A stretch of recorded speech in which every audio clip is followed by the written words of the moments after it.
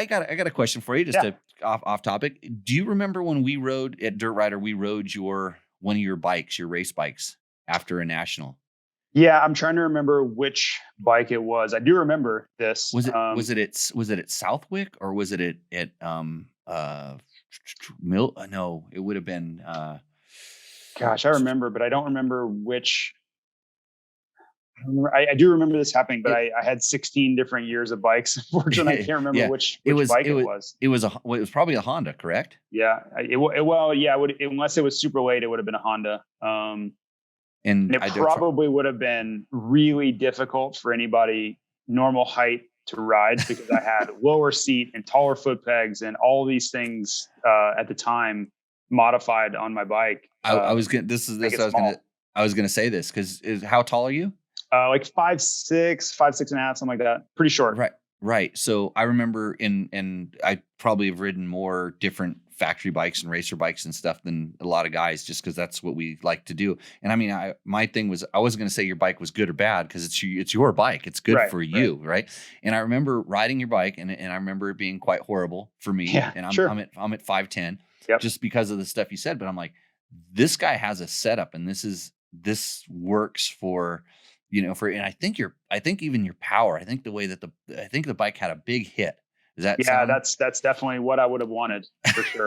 And I hate that. And you know what? For me, it was uncontrollable. So I was out of balance or out of sync on the motorcycle, because it's putting me in a weird spot. Mm-hmm. And then it just had a big hit of power. And I was like well, and all that stuff was strategic on my part, right? And it was just from years of knowing strengths and weaknesses and trying to lessen the weaknesses and heighten my strengths, right? Highlight the attributes that I did have. For me, I was shorter, of course, which we talked about. So I was always trying to gain clearance between the seat and my butt, right? Because you get out of shape, the seat hits you in the butt, and bad things happen from there always, right? That's the catalyst for bad things happening. So I was always trying to create that clearance without giving away too much as far as cornering. That was always the challenge, is I wanted the rear really low, but then that makes it that much harder to corner. I was always battling clamps and races and all that stuff to try to find a happy medium there. But then in my riding style, I was never very good at carrying momentum through corners. I was much more of a point and shoot, but I was strong enough, and I worked really hard so I could handle a lot of power. Like the power wouldn't wear me out.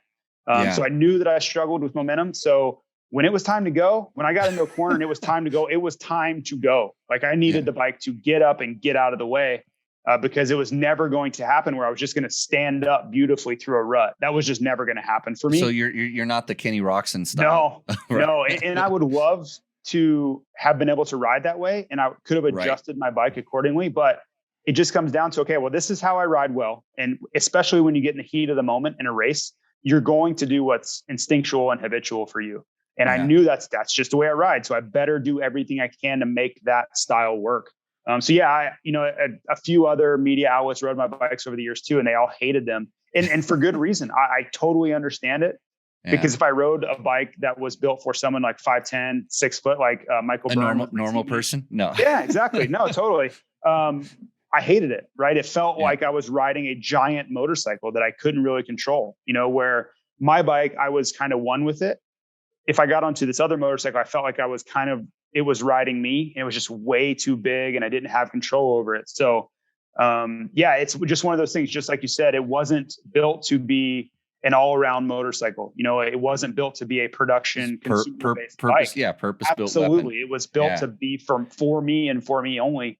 And just really quickly, one other thing I would say on that, I remember being at the Atlanta Supercross, and I want to say it was around 2003. It was right before Ernesto Fonseca got on the Honda 450. He was still on a Honda 2-stroke 250. And I remember looking at his motorcycle, and it was the smallest adult motorcycle I'd ever seen. And they had taken every step to make this, because we were about the same height.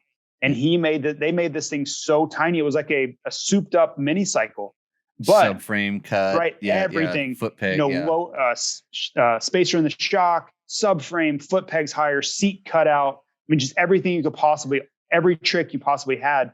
But for him, now it felt built for him. It didn't feel like the motorcycle was too big. He could ride it to its potential. And I remember just staring at this motorcycle, wanting it so badly because I knew how lethal it would be for me, how great it would be on that level. But yeah, I think it wasn't just that it was a works bike. It was the works bike that you, for me, it was like, it was custom built for me. Right. It was, it was the greatest bike I'd ever seen. And that was, if you had just taken the average Joe and looked at it, they probably wouldn't have noticed, but I immediately saw how small it was. I was like, look at that, look at this, look at that. And like, I was like, man, those are all things like the way they had done them. They were all Sano, the subframe was like purpose built. It wasn't like cut, and they had everything just dialed, like foot pegs were custom built that height. And it was just awesome.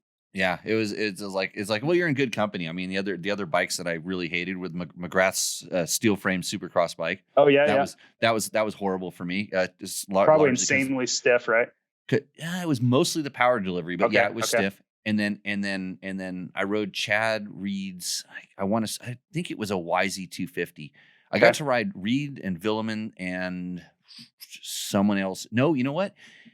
It was his Yamaha Troy bike, but that had the stiffest front end I've ever experienced. And it just didn't move. Yeah. I was fortunate enough to ride all of Chad's bikes at some point. And that same thing with James Stewart, their setup was the same, where the front end was like a BMX front end. There was no movement, but for them, they always said that's how they had the confidence to go so fast.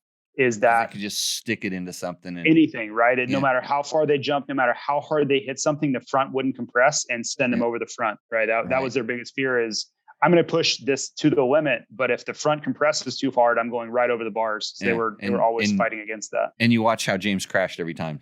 Exactly. Right. And you see why he was fearful of it, right? He was already, he was still doing it with that setup. They couldn't make it stiff enough. But anyways, interesting. I like I said, I remember riding your race bike back in the day. And I always really enjoyed doing that because I got to see different setup techniques, and it made it easier for me to understand why, people would want something or to be able to suggest or say, hey, you should, when you're a smaller guy, look at this, or a taller guy, look at that. And luckily, for my size and weight and everything, I was right around where the stock stuff was, and for my speed, it all worked. But it doesn't work at your guys' level. It was a different game. I don't think I would be a good candidate for production testing. So if anybody's looking to hire me for that, I don't think I'm a good fit for that.